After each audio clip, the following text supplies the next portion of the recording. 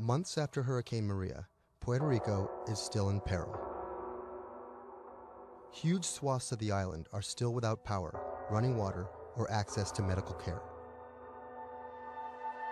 Experts estimate that it will take years before these services are restored island-wide. Much of the blame has been placed on FEMA for a slow response in comparison to recent disasters on the mainland.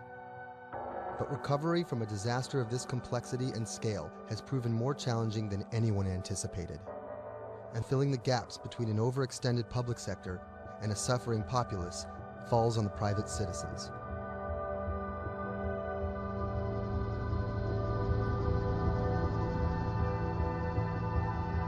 Robert Anderson is a Puerto Rico resident of 4 years. The eye of the storm came in south of El Yunque, swept up towards San Juan, and out to Arecibo. Everything on the right-hand side is what we call the dirty side of the storm. This isn't his first time in a disaster zone. With a military and telecom background, Anderson worked on repairing damaged cell phone towers in New Orleans after Hurricane Katrina. Some might be tempted to label him a disaster capitalist, seeking lucrative government contracts for his expertise.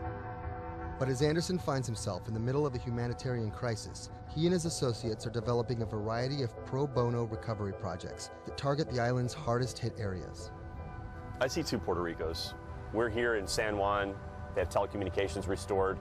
They may or may not have power, but basic services are in place. They're able to get food, they're able to buy things. They're surviving.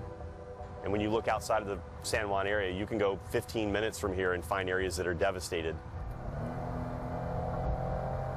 I'm working on the devastated side.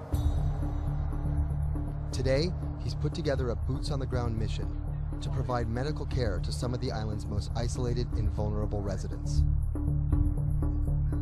Steve Berenbaum is one of Anderson's business associates. He offered an extra car and a set of hands. So we received an initial report from a nurse that was out in the area. We're headed to the northeast region of Utuado for some people that are in need of urgent medical assistance.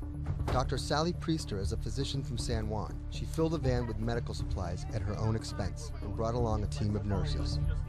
Google Maps estimated our first destination to be a 90-minute drive.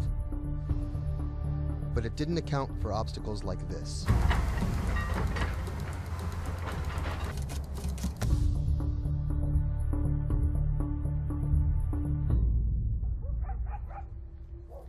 Our first stop was the home of an 82-year-old blind Vietnam veteran. His roof was blown off by the storm, and he's been living alone in a back shed for nearly 2 months. His cane actually got broken in the storm, so he's limited mobility. He has a number of medical ailments. Dr. Priester's having a look at him. We called the VA. They're going to get him set up with what he needs, get him stabilized so he can then be transported either to an evacuation center or off the island. It's when the chain gets broken, when those families that are connected to them leave the island or take off, these guys get left at the end of the road, and it's tough. FEMA was not officially part of Robert's team, and their arrival caught everyone by surprise. Their job here was to survey and report back to their superiors, and did not come with medical aid of any kind. People think that FEMA is there to hand out bottles of water, and it's not what they do. FEMA has a role to play. They have a very specific role. They bring in ships, they bring in airplanes, they bring in tractor trailers with pallets of things. But they're a big machine, and there's gaps in that thing. And you're seeing one of the gaps here, and we help fill that role.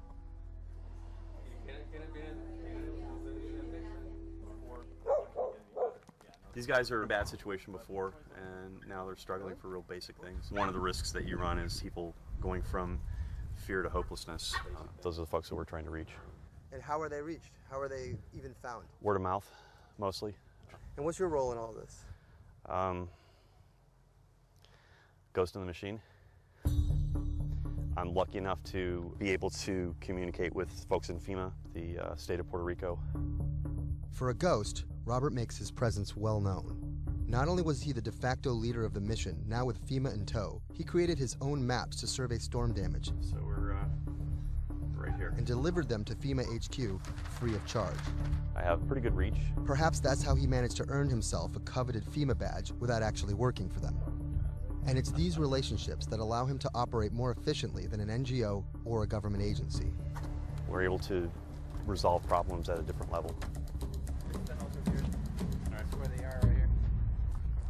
Our next stop was on a mountaintop, a family of 11 struggling to care for their special needs brother in what was left of their house. Probably we are the first health team to come and visit this family. Muy bien, todo muy bien. The patient has Down syndrome. He is all day in bed. The difficulty with this is the patient cannot be alone. The most important thing is that you need to take care of the chronic disease besides disability, because they have been not going to a doctor, and no doctor has come in here yet. So we need a refill of this medication. After maybe 54 days, it's not getting better. And the only way that you can be able to see that is coming to the ground, drive, and see the people and talk to the people. You can see San Juan from here, but you can't get there. It's like the Emerald City.